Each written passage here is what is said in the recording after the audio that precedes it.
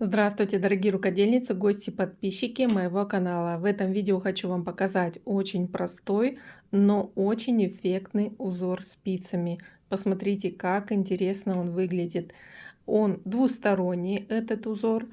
Так выглядит одна сторона и вторая сторона точно так же. Узор вяжется только лицевыми петлями и в нем чередуется, посмотрите, очень тонкая и толстая нить.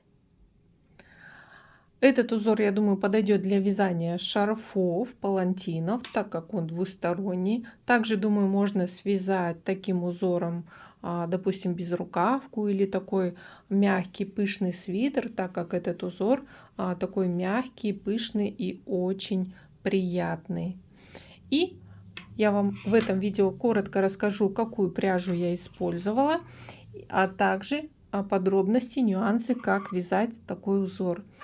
Из толстой пряжи я выбрала Alize Superlana Maxi. Здесь моточек 100 грамм, в нем 100 метров, 25% шерсть, остальное акрил. Здесь рекомендованы спицы для вязания 8-10, поэтому для вязания этого узора берем толстые спицы. Здесь я вязала на спицах 8, а сейчас возьму для образца второго десятку.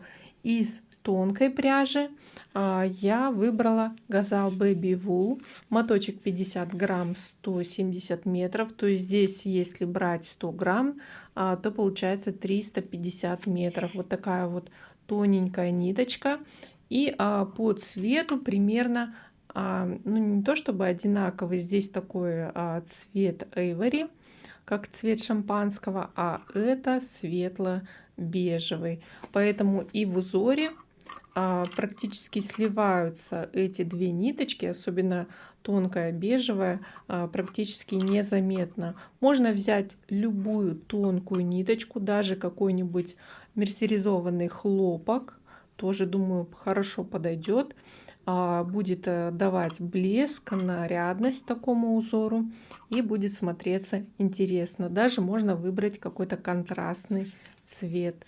Итак, приступаю к вязанию.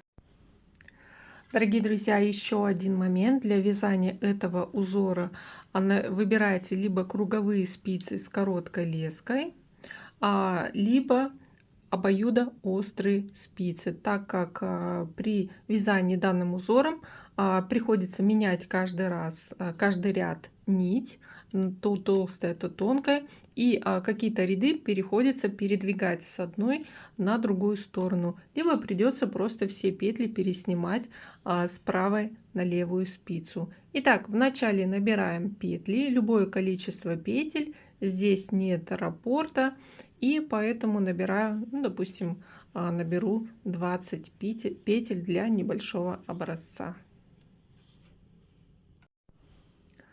Итак, набрав петли из толстой нити, необходимое количество петель, и далее поворачиваем вязание, начинаем вязать первый ряд и вводим в вязание тонкую нить. Мне удобно сделать вначале на спице вот такую вот петельку закрепляющую, и далее начинаю вязать первый ряд, все петли провязываю лицевыми.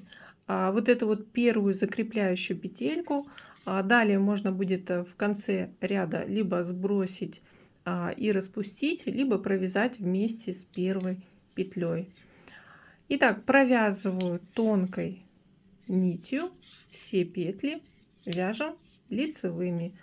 Здесь я не делаю кромку каким-то другим способом, то есть от первой до последней петли провязываю все петли лицевыми, как будто я вяжу платочную вязку. Заканчиваю вязать первый ряд тонкой нитью, провязав вот все петли лицевыми. Далее следующий ряд необходимо провязать нитью толстой. Нить толстая у нас оказалась в конце ряда, поэтому вот я говорила, что необходимы круговые спицы. Просто перетягиваю петли на другую сторону и начинаю вязать вот от толстой нити. Здесь провязываю вот эту дополнительную петлю для набора, для вязания первого ряда, и первую петлю вместе от одной лицевой толстой нитью. И так провязываю все петли.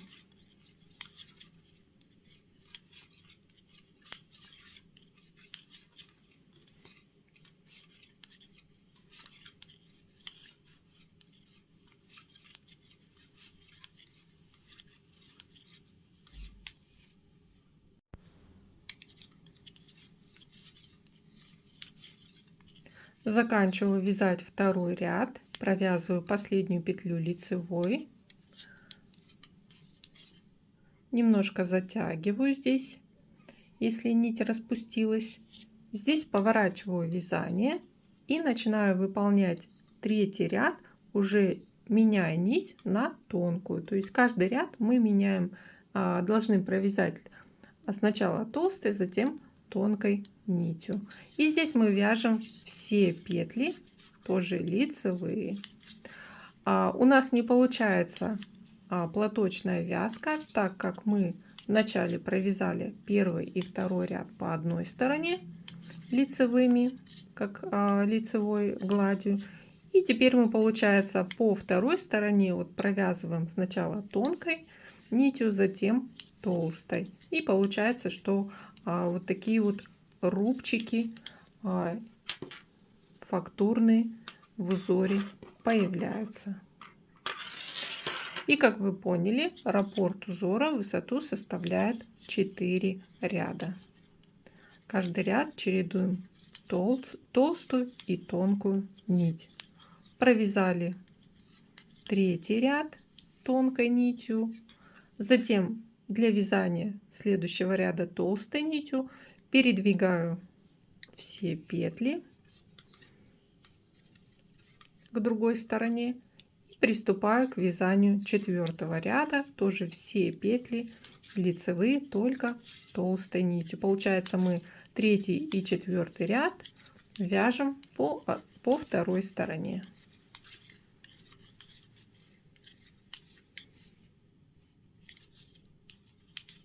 И далее повторяем. Как вы видите, ничего сложного в этом узоре нет, но эффект очень интересный получается. Дорогие друзья, подписывайтесь на мой канал. Будем вязать еще много интересных вещей и узоров.